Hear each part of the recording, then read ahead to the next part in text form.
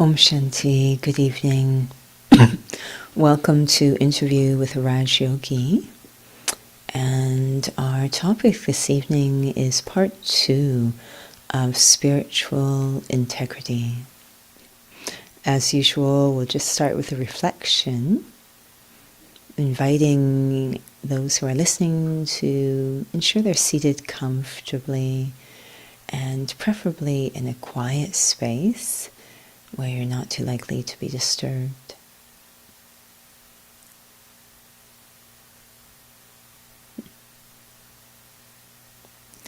I have these physical senses, the eyes, the ears, the mouth, the nose. And they provide for me feedback on this physical world I'm moving through.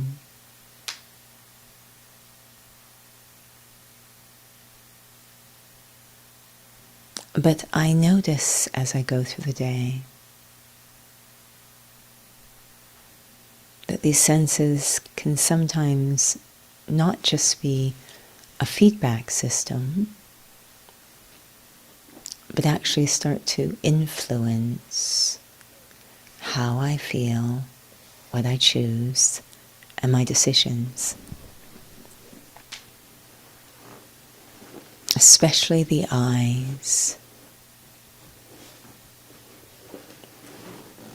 I see something through the physical eyes. I notice it affects my mind, my entire inner world.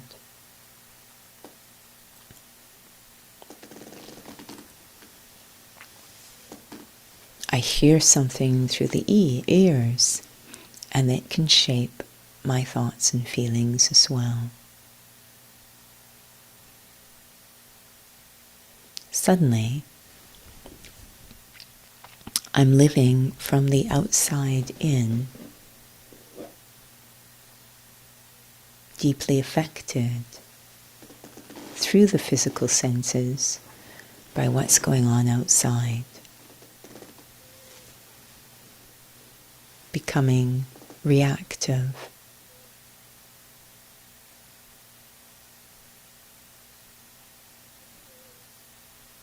At this moment, like a tortoise, I withdraw inwards, simply observing through these senses, these physical senses, but more attuned to my inner world, to the very depths of my inner world.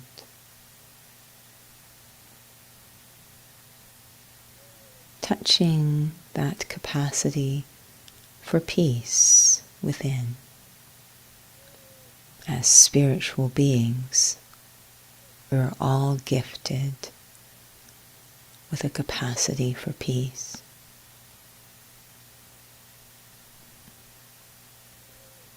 Allowing the feelings of peace within to fill the space of my mind.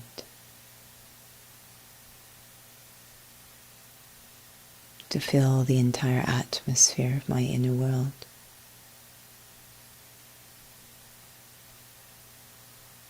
Such that I begin to see and listen and speak peacefully.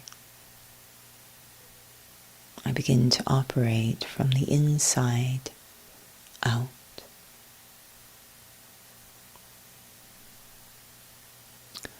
Om Shanti.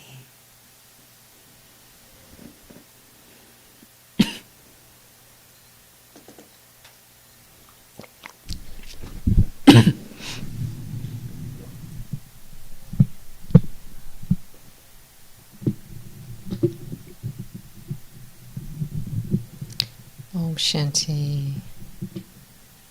Hopefully souls are able to hear us. Feel free to send a text in the chat box. If not, welcome to Interview with the Raj Yogi.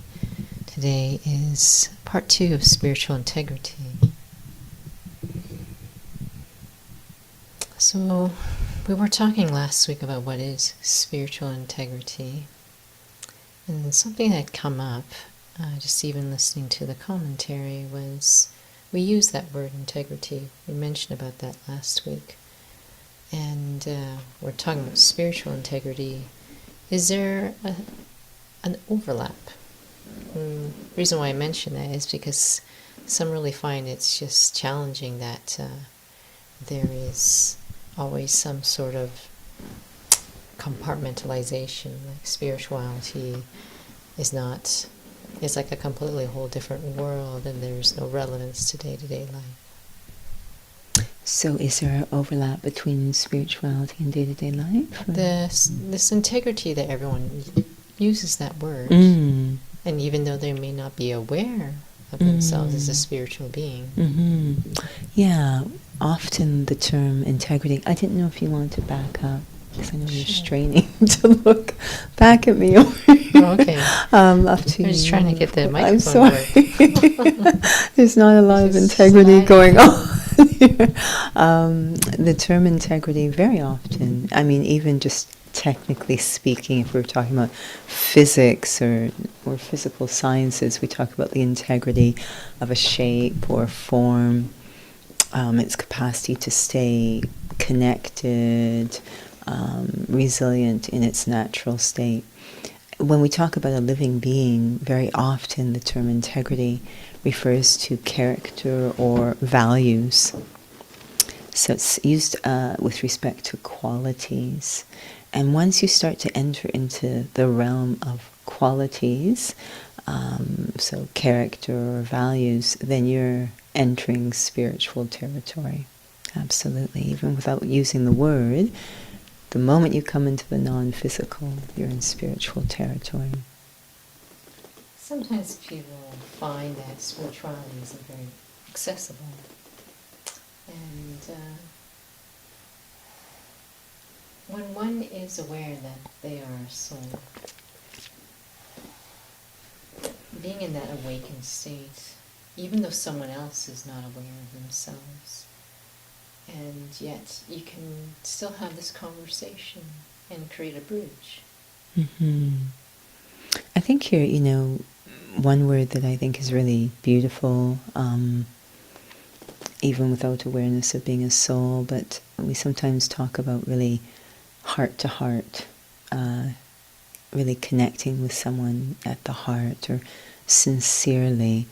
And I think that makes the conversation possible without even using the word spiritual, that you're kind of cutting through, if you will, the superficial and really getting to the heart of what matters to the other person, or things that are beyond the ordinary day-to-day habits, but really that reflective or deep part and the sincerity.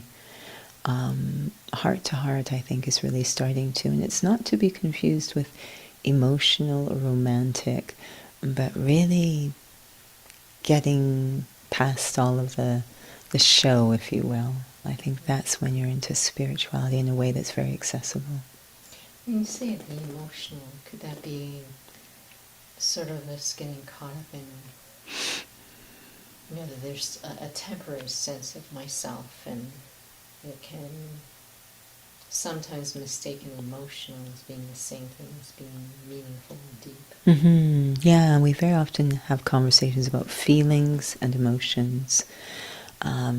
And not to get into semantics, use whatever words make sense in terms of what we're talking about is sort of reacting, and that's often because the image has been triggered, versus responding, so the feelings, which means they're coming from something authentic, some authentic or spiritual sense of self. We feel that it has so much to do with one's own sense of consciousness, and something that's much more subtle when you're just having that kind of a conversation with someone else. Yeah, I always feel that we're actually all very capable of connecting. We just need a container to articulate it. And I find a study like Raj Yoga provides that container. But I think at the right moments in their lives, and often it's crises, souls kind of feel themselves going inside, trying to connect with what really matters. So moving beyond the ordinary into a more sacred or reflective state, and trying to get to something authentic or true or deep or timeless. So just needing a container to articulate that, and this is where the idea of soul consciousness comes in. Do you feel there is also an integrity in the journey of the study? Yeah, so this is when integrity, and we kind of identify 7 eternal or core values of the soul. And one of them is truth. And we say, okay, there are 7 core eternal values that every soul has. And then we're thinking, well, there's hundreds of values. How do we land up with just 7? And of course, what we're suggesting is a bit like working with paint. There might be the 7 colors that we have, but we can mix and match them to produce secondary and tertiary colors. So we can mix and match these qualities, and we'll get compassion, forgiveness, just the full spectrum of qualities the human spirit's capable of. But we're talking about the mother qualities of all other qualities. So one of those 7 is truth, and it's really from truth that I think integrity, obviously it's a child of truth and power, but integrity is coming out of there. And so along with that, we're going to find its sibling is honesty. So to maintain integrity on my spiritual journey means I don't succumb to that pull of, it's really ego, but that pull of ego that's pulling me into dishonesty or show or faking it or image or any of those things. That I really honor my spiritual journey. I maintain the integrity. I'm honest, even if it appears for a while that nothing's happening or it's going sideways. We always say that if I remain to the best of my ability true to the method, not too worried about what it looks like at any given moment, but stay true to the method, then I will reach the destination. It's interesting, last week we were clarifying, because specifically used this title for this topic of spiritual integrity. Mm-hmm. And how it came up, it was actually from the previous Raj Yoga interview when you were sharing that detachment is really the same thing as integrity, except many hear the word detachment, they don't have a very good experience of it. But just hearing you share right now, it does feel like there is a connection between detachment and truth, which might seem quite far-fetched for some. So the way that we're sort of looking at detachment, it's so connected to truth and purity. So it's a little bit of a funny way to think of it, because the example we sometimes use is a bird on a branch, and it's suffering, saying attachment. Now, it's not that the branch is attached to the bird. The bird is attached to the branch. If it will let go, then it can fly, be free, which is its natural state. Similarly, we've gotten, if you will, bits into ourselves that are not ourselves. So the anger and the jealousy, this is actually not the true nature of the human spirit. Really, in our, we say, pure or true state, we are benevolent, we are kind. But we've gotten a little bit attached to these bits that are not us. It's like the branch that we just don't let go of.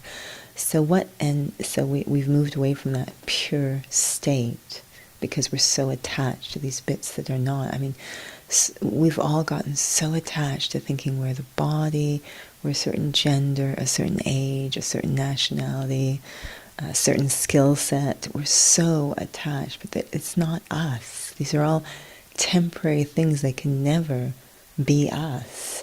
But we're attached. It's not that they're attached to us, it's us attached to them. We very often will feel that they are harassing us, or say, oh, it's so difficult at work, or this happened and so it made me, I had to do this, I had to react, I wasn't myself, as if it's the thing outside. but it's no, I'm attached. The thing that enables me to let go is truth. If I can start to accept the truth always means that which is eternal, then I can start to let go of the temporary. So this deep connection between detachment, truth, and purity. It's the foundation of spirituality. I do appreciate these interviews because we start to intersect with other topics that we've discussed earlier. I don't know if it's meaningful for other souls if they haven't had a chance. If it's to meaningful for this. you, Nora, then it's so worthwhile. One of the topics we had talked about in the past was timing. So just from what you were sharing, is there a timing piece in terms of I'm so attached to a certain way of thinking? It's like this, I had a right to feel this way. You know, we all know that ego gets involved. You know, we have trouble trying to be able to neutralize that when it takes over. The feelings are very strong, but in terms of truth and being able to really be open to what is really actually happening. Yeah. So we have this idea that within each of us there is a story that needs to be expressed. And when it comes to a story, you have to go through the beginning, middle, and end of the story. You can't kind of stop it midway. What's the point, right? I need the full story. So this is where timing comes in. That story is unique to each of us when we get through the beginning, middle, and end. So, for example, in this glass I have some slices of lemon. And they have a certain amount of juice or flavoring in them. And I keep these slices in the glass until such a time as there's simply no flavor left in them. And then I just take them out. So there's a certain time to that where all the flavor kind of has to come out before I remove it from the glass. So similarly, whatever story is within that, any particular soul, it kind of has to play out. I can't cut the story short. So this is why we say timing. In my story, there is a time that's unique to me when I am ready to move on. And if I try and force that, I'm really cutting the story short. It doesn't make any sense. So this respect of timing is massive. And this is why you really can't force anyone to accept the truth before it's their time in their story. It's amazing how everything just is connected that way. You know, it's interesting about this aspect of truth and integrity. And when I was asking a question about to be able to, because it does feel like in the world right now, many are just crying out for just a break in their life, a pause, some peace.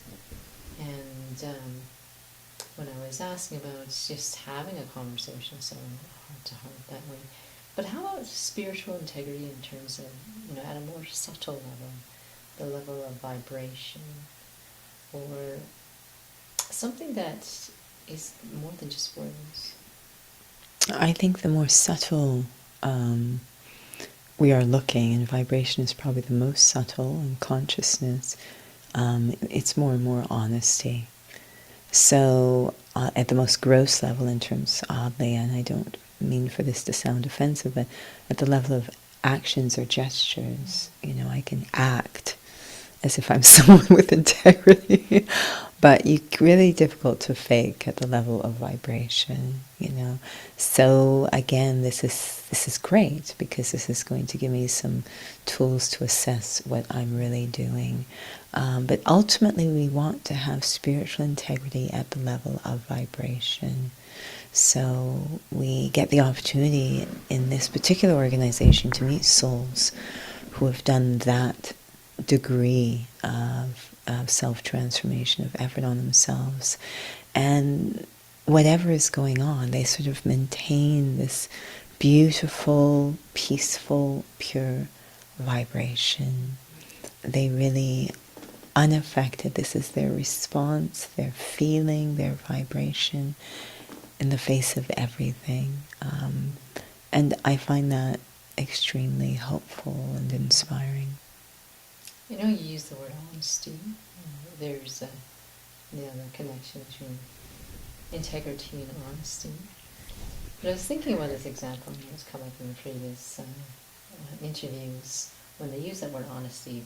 Like, Judy, let me be honest with you.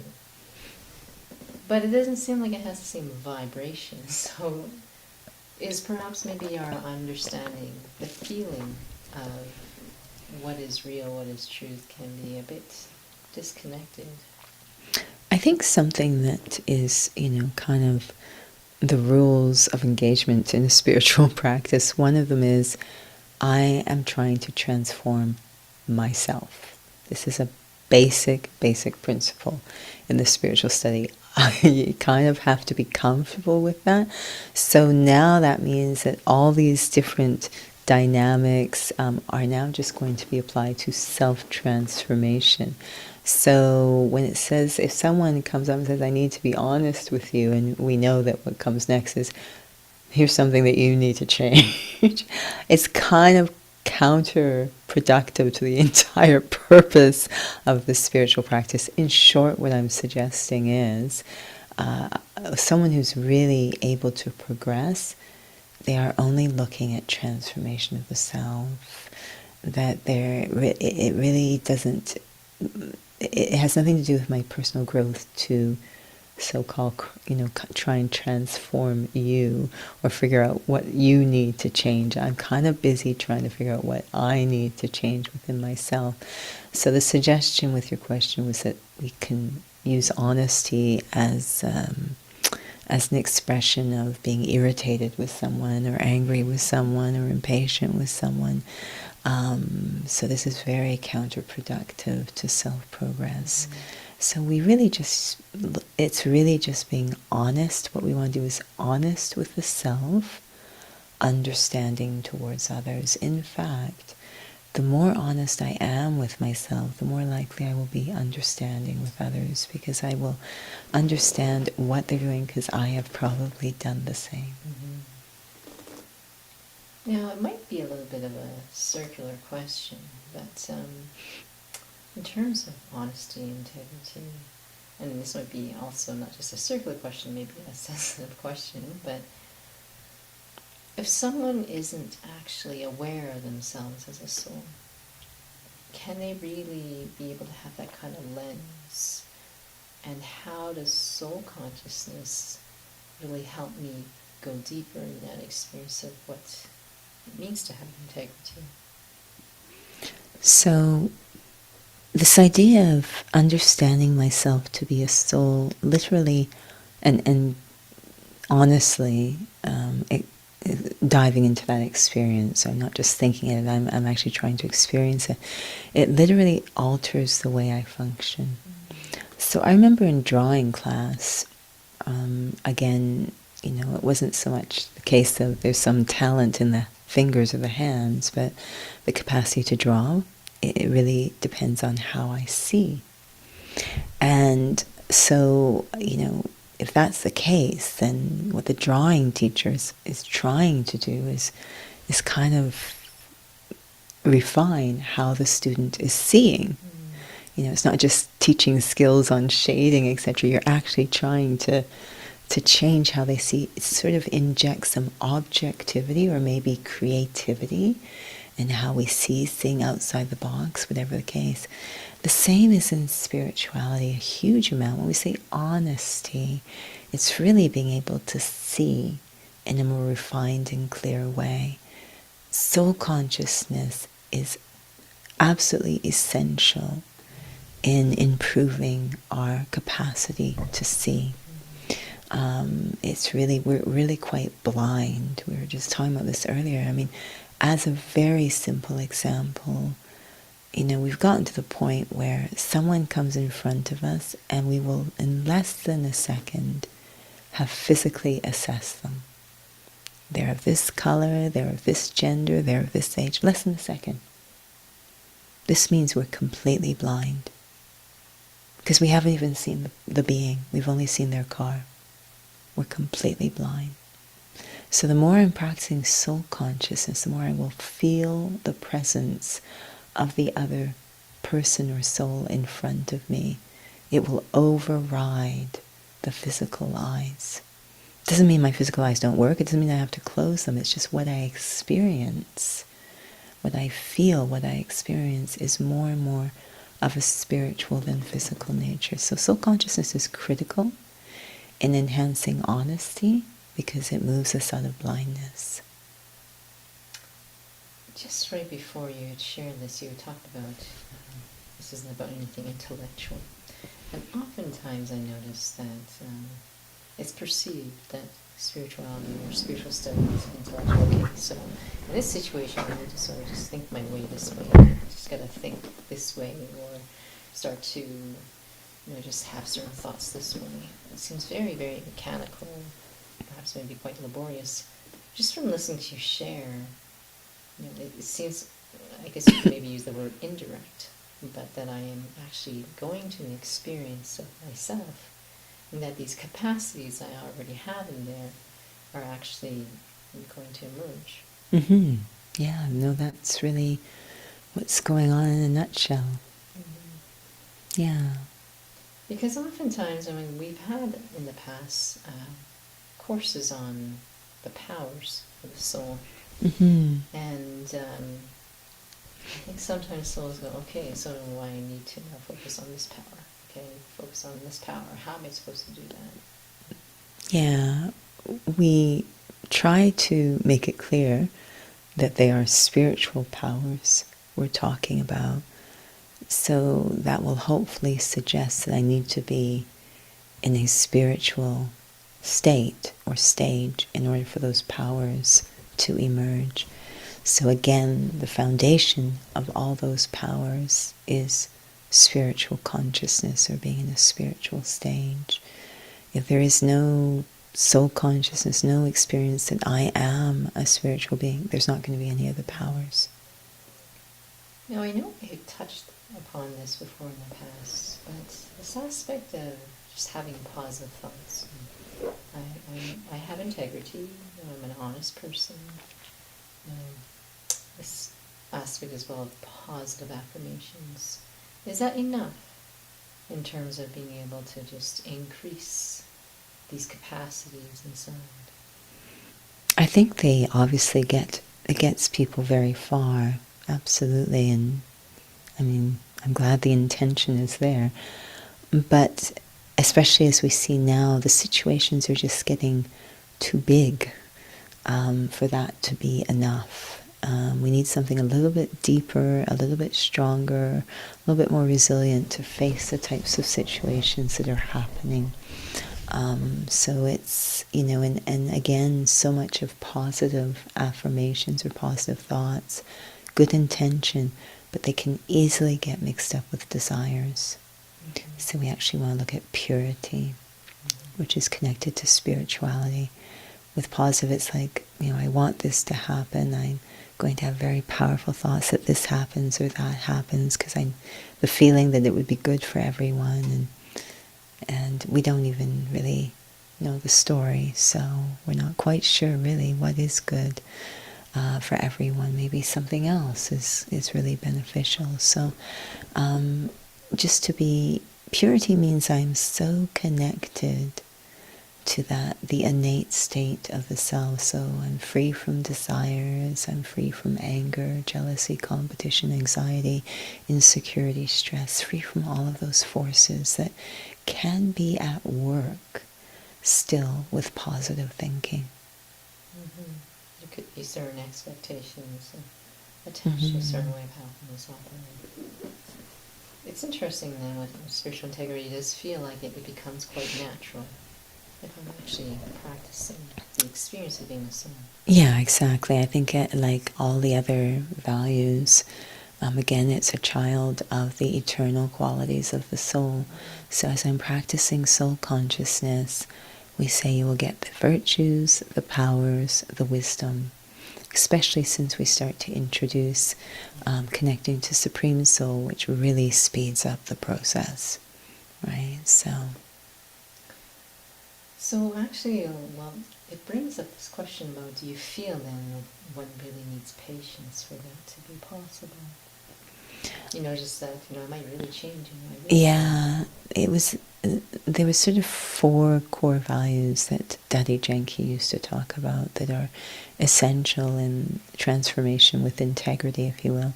And they were, patience was definitely one of them, but they were determination, faith, courage, and patience. And ironically, those qualities are very alive in someone who has integrity. They'll stay very focused on the objective, that determination. Of course, the courage goes with it.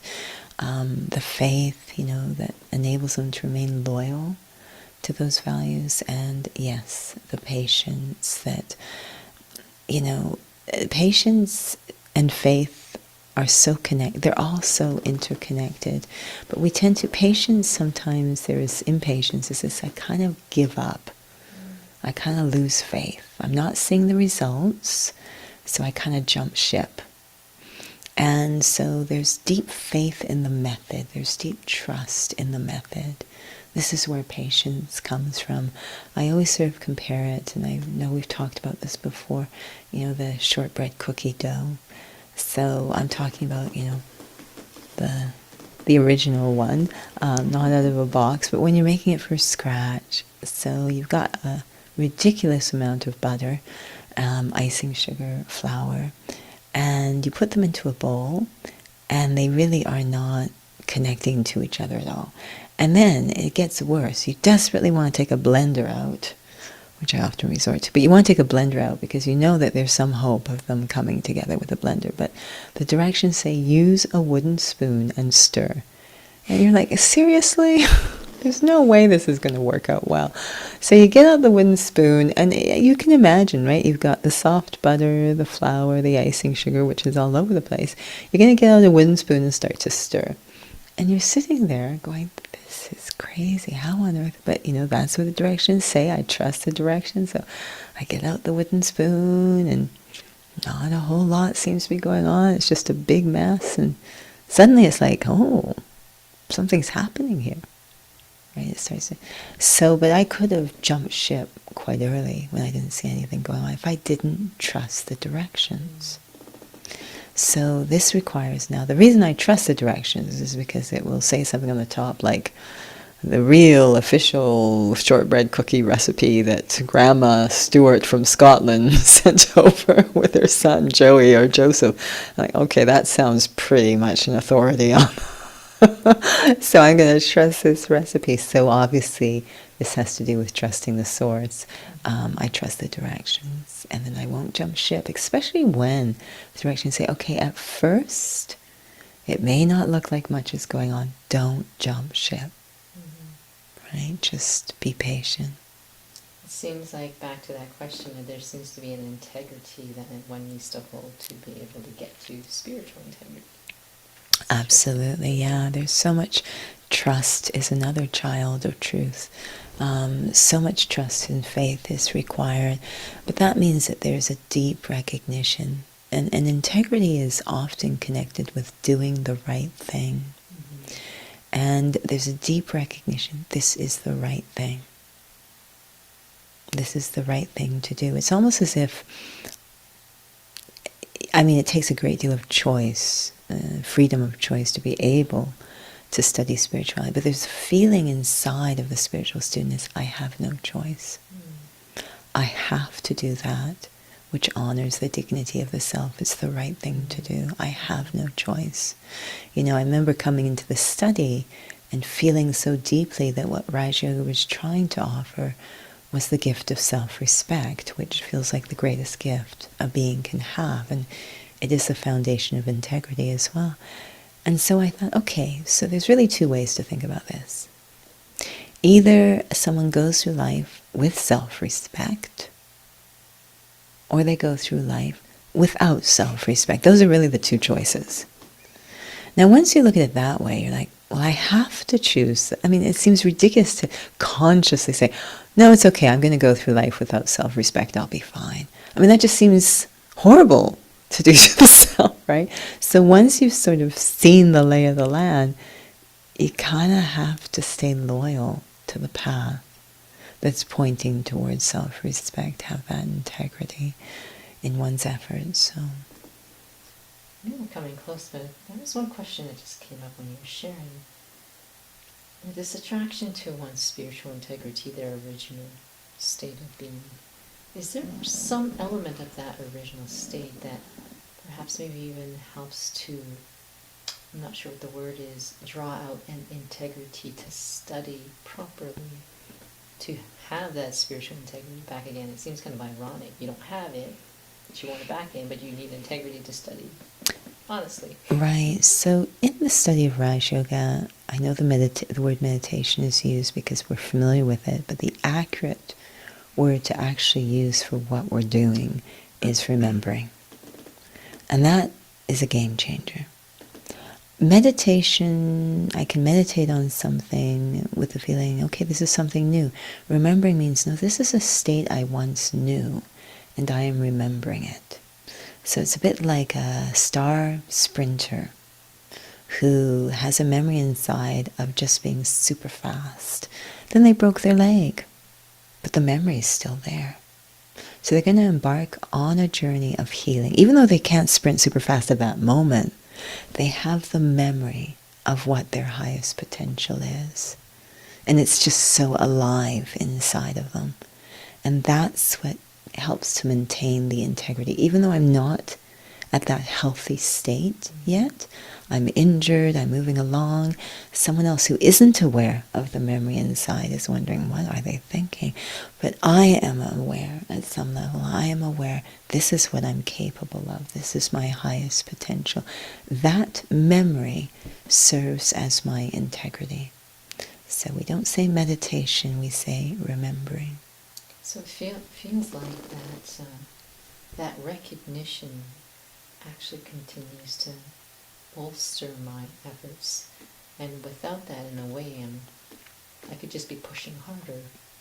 Yeah, and to be honest with you, recognition and faith are really one and the same. So it's very difficult to be pushing, as you say, to have that integrity in my study, and we don't even think of it as pushing, but that honor, to have that integrity in my study if I don't actually believe in it. So if I believe, yes, this is what I'm capable of, this is my highest potential. You know, we have that famous story about one of the top students who was known as Mama, you know, and sort of the way that we feel God is the teacher here, this vision of the teacher on the student is, this is who you are. And everyone says, well, if you've gotten this blessing from the teacher, why are you making so much effort? It's fixed. And she says, it's because I know this is who I am. It's because I know my highest potential that I study this way. So having that remembrance, that faith, that recognition, that deep belief in self, deeply colors the quality of my study. Thank you, Jeannie. We hope to continue to explore this aspect of spiritual integrity in terms of different dimensions. I know we use the word detachment, which I think that maybe I'm feeling that practicing soul consciousness helps me actually have perhaps a more accurate understanding at a level of feeling about, it's not just the words, it's like perhaps maybe some skewed experiences we have about spirituality. So thank you for those who joined with us. Just a reminder, you're always welcome to enter your questions into the chat box on YouTube or on Instagram. You're also welcome to email the center as well if you have topics or questions for us to explore. So we'll have a little reflection.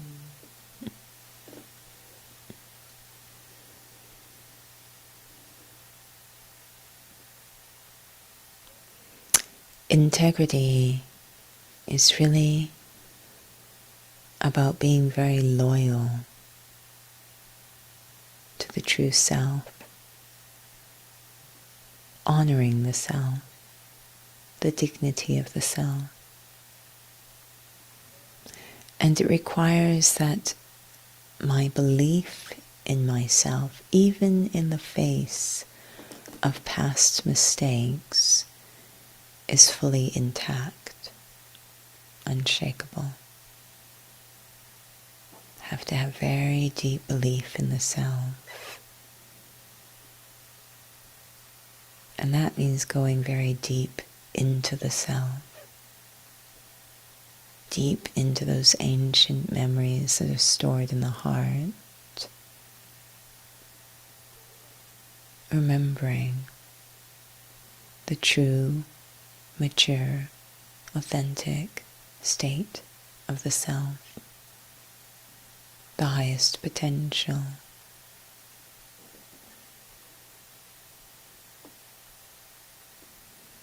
And constantly watering that belief in the self, that connection to the best of the self. Keeping that belief intact will protect the integrity of my efforts. Om Shanti.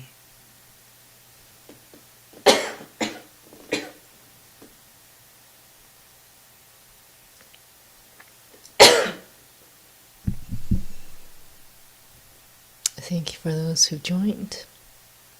I have a great excuse to pass it over to you, because I'm going to keep coughing otherwise. So just a reminder,